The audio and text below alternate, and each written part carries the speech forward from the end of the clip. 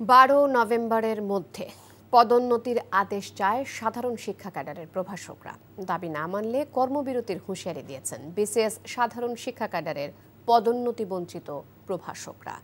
দুপুরে শিক্ষা ভবনের সামনে মানববন্ধন শেষে সংবাদ সম্মেলনে শিক্ষা ক্যাডারের নিয়মিত পদোন্নতির সোনার হরিণ বলে উল্লেখ করেন তারা। অভিযোগ করেন, চলতি সপ্তাহেও বিসিএস স্বাস্থ্য ক্যাডারে 5 শতাধিকেরও বেশি কর্মকর্তাকে সুপার নিউমারারি পদোন্নতি দেওয়া হলেও শিক্ষা ক্যাডারে প্রভাষক পর্যায়ের কর্মকর্তাদের যোগ্যতা থাকার পরও পদোন্নতি দেওয়া হচ্ছে না।